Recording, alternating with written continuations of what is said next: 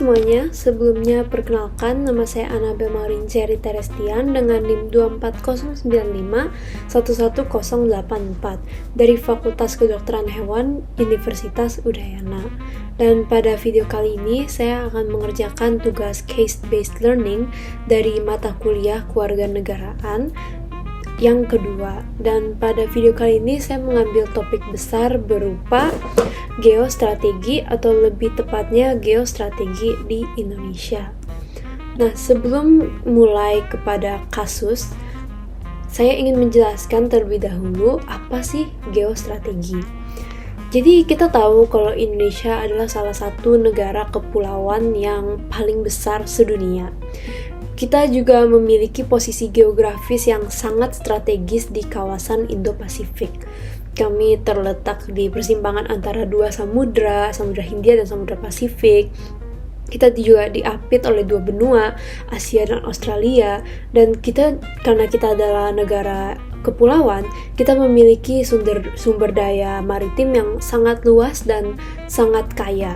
Jadi, secara garis besar, geostrategi diambil dari kata geografi dan strategi adalah bagaimana cara kita menyesuaikan strategi dalam keamanan nasional, keamanan internasional, keamanan regional, dan segala macam itu.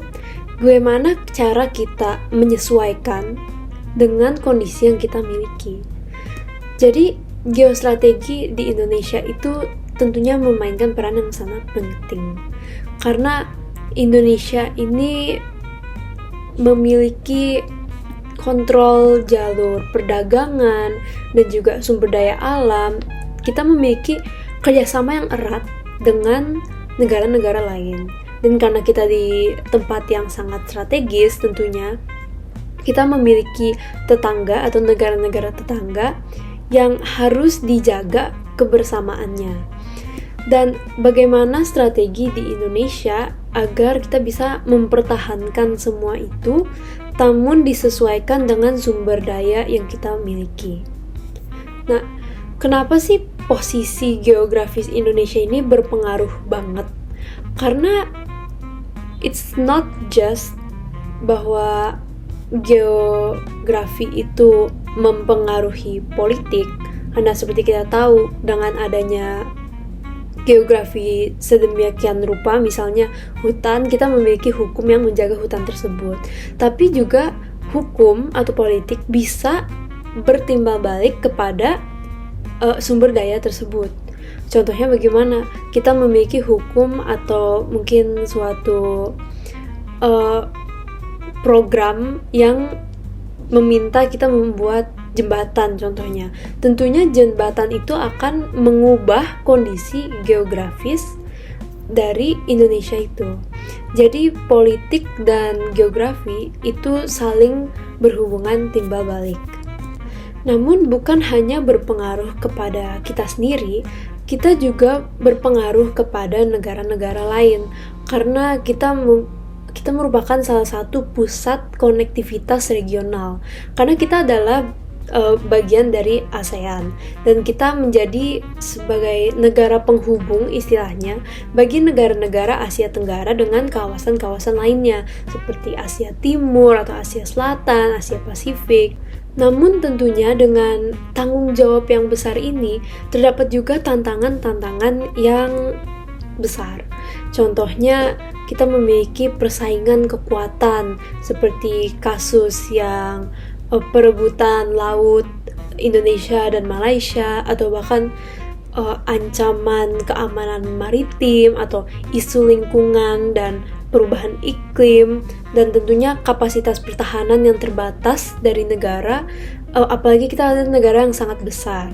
Jadi tantangan-tantangan ini tentunya menjadi suatu batu yang harus bisa dilewati oleh Indonesia. Bukan hanya sekadar melewati, tapi harus dilewati dengan tepat. Karena ketika kita membicarakan geopolitik, kita juga membawa atau menyangkut paut negara-negara lain. Nah, kasus utama yang ingin saya bawakan hari ini adalah berita headline yang mungkin sangat mencegangkan yang kita pernah dengar akhir-akhir ini, yaitu potensi terpecahnya Perang Dunia Ketiga. Dan dibilang kalau Perang Dunia Ketiga ini ada kemungkinan akan terjadi karena sekarang isu-isu internasional dan secara global itu sedang banyak sekali, terutama adanya perperangan antar regional seperti yang kita tahu di Rusia Ukraina, atau di Timur Tengah ada Hamas dan Israel, lalu ada juga di Afrika seperti Kongo. Tapi meskipun seakan-akan negara-negara itu jauh dari kita, dari Indonesia, sebenarnya Indonesia tetap memiliki peran yang sangat penting untuk bukan hanya mempertahankan dirinya jika amit-amit itu terjadi, tapi juga untuk mencegah hal itu sebelum terjadi. Nah, bagaimana sih geostrategi Indonesia untuk mencegah terjadinya Perang Dunia Ketiga? Yang pertama adalah penguatan diplomasi regional dan global. Indonesia dari awal sudah aktif mempromosikan kerjasama multilateral melalui forum-forum seperti ASEAN, G20, dan tentunya PBB. Dengan mengedepankan prinsip-prinsip kerjasama ini, Indonesia berusaha menciptakan tatanan kawasan yang inklusif dan kerjasama yang erat antar negara. Dan penguatan ini bukan hanya dalam diplomasi, namun juga dalam ekonomi dan perdagangan contohnya. Karena misalnya seperti kita adalah negara maritim, kita memiliki komitmen untuk mengembangkan sektor kelautan melalui konsep poros maritim dunia. Kebijakan ini mencakup peningkatan infrastruktur pelabuhan, pemberantasan penangkapan ikan ilegal, dan hal ini tentunya bukan hanya benefit bagi kita, namun juga bagi negara-negara lain. Nah, apa sih hubungannya?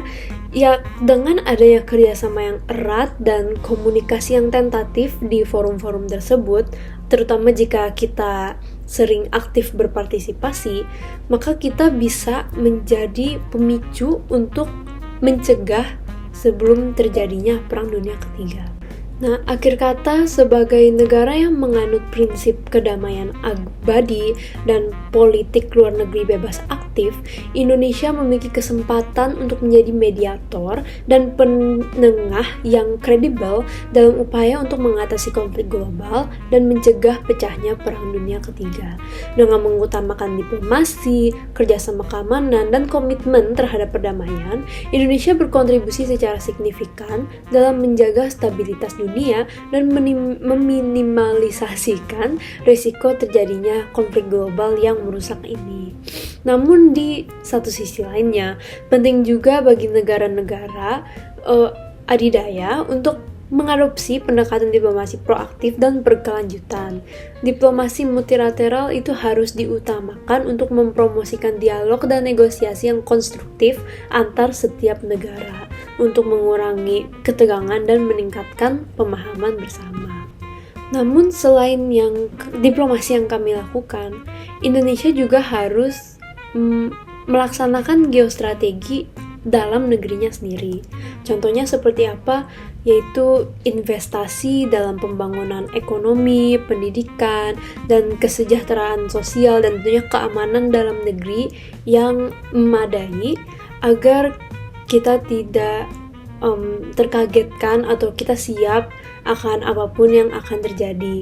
Dan tentunya dengan berkembangnya ekonomi kita, dengan berkembangnya fasilitas yang kita miliki, tentunya akan memfasilitasi kita untuk lebih maju lagi, untuk lebih berpartisipasi lagi, kembali kepada diplomasi yang semakin baik lagi.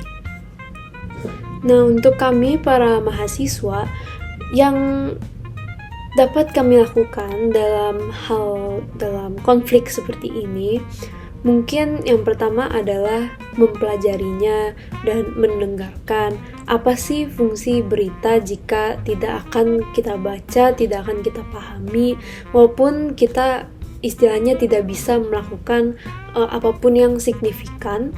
Namun dengan adanya pers dan adanya media itu, semakin kita menyerukan, semakin orang-orang banyak yang mendengar konflik-konflik ini, maka pemerintah juga akan lebih mau berinisiatif untuk melakukan pencegahan. Contohnya apa? Kita mendengar banyak tentang Rusia Ukraina beberapa tahun lalu. Namun akhir-akhir ini berita itu sudah mulai tertutup dan mulai istilahnya tidak banyak orang yang omongi. Namun kenyataannya perang itu masih terjadi hingga detik ini. Dan kita tahu kalau media tidak bersuara, maka pemerintah juga tidak akan mendengar. Maka dari itu, we can play our part by listening and learning these news dan mengadvokasikan kebenaran dan kemajuan bagi negara kita, mulai dari hal-hal terkecil. Sekian video dari saya, terima kasih.